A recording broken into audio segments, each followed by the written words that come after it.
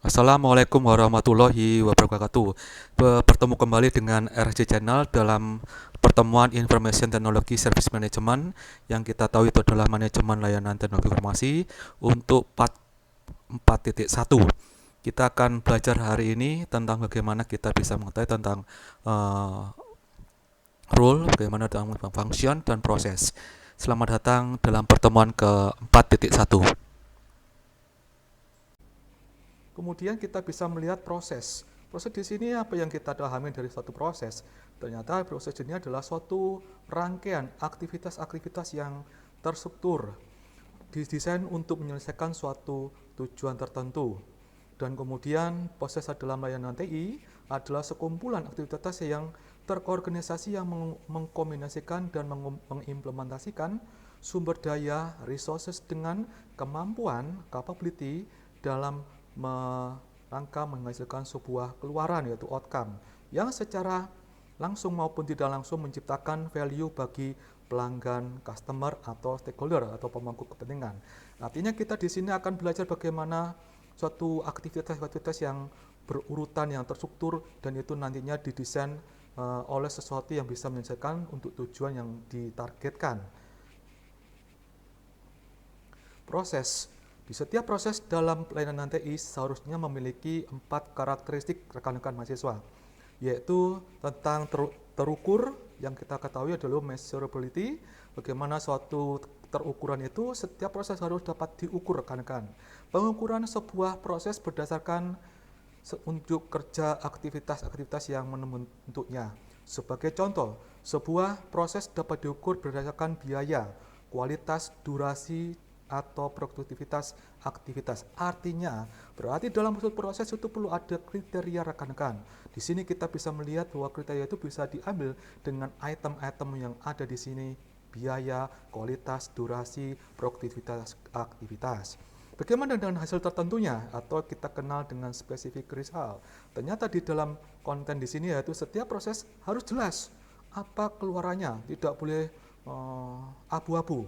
Dan di sini juga untuk customer dan pemangku kepentingan, bagaimana seorang customer pelanggan, setiap proses harus jelas siapa pelanggan atau pemangku kepentingannya. Dan jangan sampai nanti kita tidak mengetahui target pelanggan kita tidak mengakui pemangku kepentingan yang benar-benar berkewajiban untuk mengelola dari manajemen layanan TI ini. Proses harus memenuhi harapan pelanggan, baik itu pelanggan internal maupun eksternal. Kemudian kita lanjutkan bagaimana kita bisa tahu tentang cara. Yang kedua, merespon terhadap setiap pemicu yang kita tahu bahwa setiap pemicu itu pasti akan ada di setiap kita melakukan suatu layanan teknologi informasi. Nah, bagi kita perlu untuk mengetahui siapa dan bagaimana cara untuk merespon setiap pemicu ini. Di sini dikatakan bahwa setiap proses atau aktivitas proses harus dapat ditelusuri apa pemicunya. Kemudian, sebuah proses membutuhkan atau lebih masukkan input tertentu dan mengubah menjadi keluaran-keluaran tertentu juga. Sebuah proses dapat melibatkan rekan-rekan satu atau lebih fungsi, peran dan manajemen kontrol yang memastikan keluaran yang dihasilkan dan tersampaikan dengan baik rekan-rekan. Kemudian yang terakhir adalah sebuah proses dapat menghasilkan kebijakan yang kita tahu bahwa itu penting bagi suatu institusi, instansi. Kemudian standar-standar panduan, aktivitas, dan instrumen-instrumen kerja lainnya jika dibutuhkan. Dan itu memang secara kolaborasi diperlukan untuk dalam suatu manajemen layanan teknologi informasi. Kemudian yang ketiga yaitu tentang bagaimana menetapkan proses yang berarti mengarahkan staf di organisasi kita tentang apa yang harus mereka kerjakan dan bagaimana standar kerja mereka. Yang keempat, standarisasi aktivitas-aktivitas apa yang harus dilakukan dan prosedur cara melakukan. Setiap aktivitas yang dilakukan tersebut maka akan menghasilkan 4 keuntungan merumuskan proses. Apa saja keempat keuntungan merumuskan proses? Yang pertama, konsistensi dan akurasi. Siapapun yang melaksanakan aktivitas dikerjakan dengan cara yang sama sehingga menghasilkan kualitas hasil yang sama. Di sini lebih sedikit kesalahan rekan-rekan. Yang kedua, lebih baik dalam menggunakan sumber daya dengan proses yang terdokumentasi. Berarti setiap aktivitas harus terencana Artinya dapat diprediksi rekan-rekan dan membutuhkan dan menurunkan kemungkinan kesalahan. Dibandingkan yang kedua, jauh ini lebih ringan atau mungkin lebih kecil kesalahannya. Yang ketiga, koordinasi kerja antar bagian organisasi, aktivitas-aktivitas di setiap bagian organisasi dapat lebih terorganisasi. Yang keempat, terdokumentasi dan kemudian penelusuran traceability setiap aktivitas dan keluaran. Dan di sini keuntungan yang akan diperoleh apabila merumuskan proses. Nah, kemudian di bagian selanjutnya itu bagaimana kita bisa melihat suatu bagan di sini mulai dari proses kontrol yang berisi tentang bagaimana kebijakan-kebijakan proses, yang ada juga proses owner pemiliknya, kemudian tujuan proses, kemudian dokumentasi proses, dan juga umpan balik proses. Dan kita melihat bahwa proses kontrol itu melakukan suatu kontrol pada proses yang ada di situ, yaitu proses metrik, ukuran proses, kemudian di dalamnya adalah aktivitas proses, ada prosedur proses, ada instruksi kerja prosesnya bagaimana, kemudian peran prosesnya, kemudian peningkatan proses. Di bawahnya itu nantinya akan menjadikan suatu memungkinkan proses itu bisa terjadi dengan jalan yaitu resources proses dan kapabilitas proses. Dan nantinya itu akan terjadi untuk apa? Untuk keluaran suatu proses yang masuknya termasuk proses pelaporan dan pengulasan. Apa artinya model proses? Di sini dapat dianalogikan dengan proses membuat sebuah kue, rekan-rekan. Bagaimana sebuah kue itu dapat dibuat? Nah, itu hampir sama dengan yang dikatakan proses. Nah, ini seperti ini. Input proses adalah bahan-bahan pembuat kue. Aktivitas-aktivitasnya adalah langkah-langkah membuat kue. Perhatikan rekan-rekan. Dan outputnya adalah kue. Jadi dalam sebuah proses itu sama, hampir sama dengan dikatakan kita kalau membuat kue. Kemudian jenis dan kuantitas bahan-bahan pembuat kue, yaitu input ditentukan oleh kuantitas dan kualitas kue yang ingin dihasilkan, outputnya. Jadi tergantung kalau kita ingin menyajikan dengan kualitas yang baik, maka bahan-bahan yang akan kita support atau ingin kita ambil atau kita susun itu juga harus berkualitas baik. Begitu juga sebaliknya. Untuk melaksanakan langkah-langkah membuat kue secara benar aktivitasnya, maka misalnya oven kue dibutuhkan sumber daya, yaitu yang resource yang kita tahu dan kemampuan yang tepat seperti alat oven yang tepat, wadah yang tepat, dan kemampuan mengaduk dan memasak kue. Pemicunya yaitu trigger, proses membuat kue tersebut adalah acara ulang tahun, rekan-rekan. Sama seperti kalau kita melihat dalam suatu MLTI, apa pemicunya?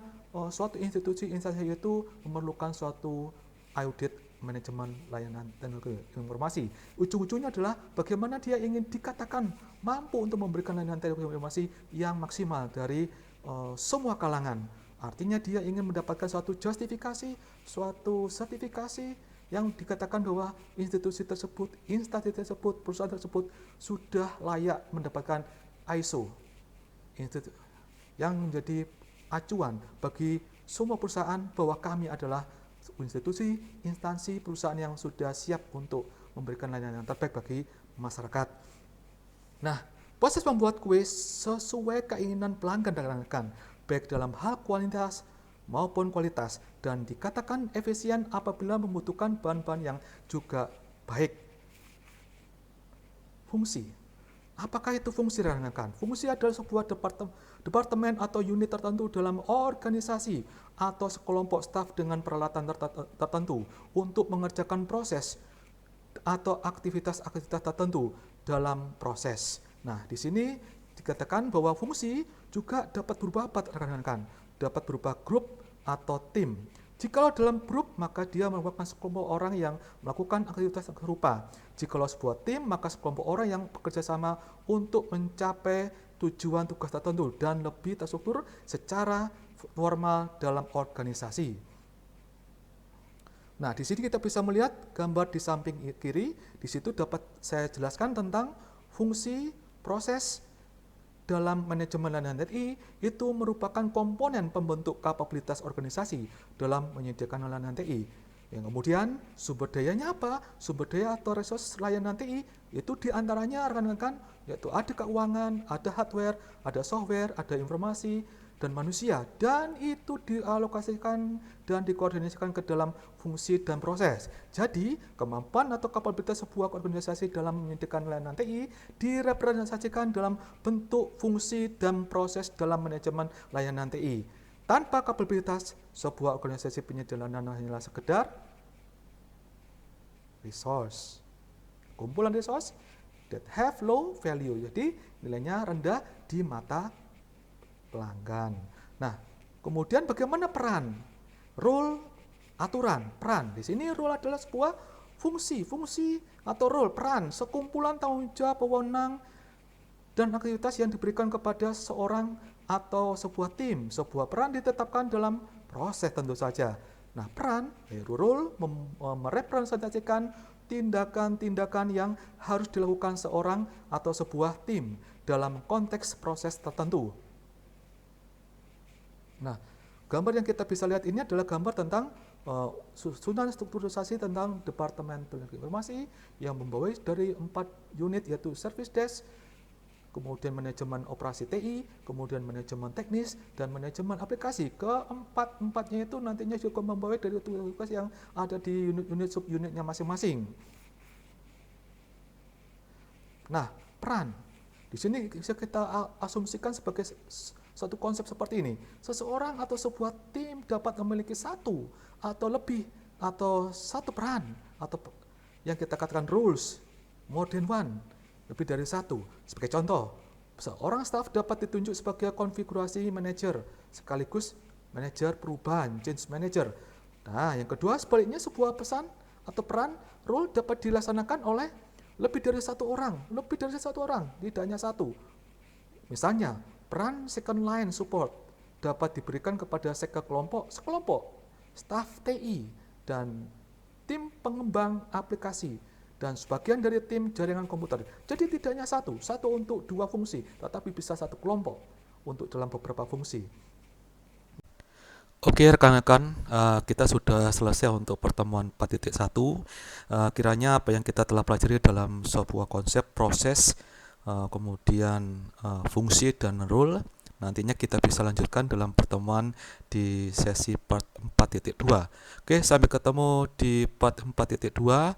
Tidak lupa saya ucapkan selamat untuk belajar kembali dalam pembelajaran di LMS, dan jangan lupa untuk subscribe, like, komen, dan berikan share untuk pada yang lain sehingga kita bisa belajar materi ini untuk ke depannya.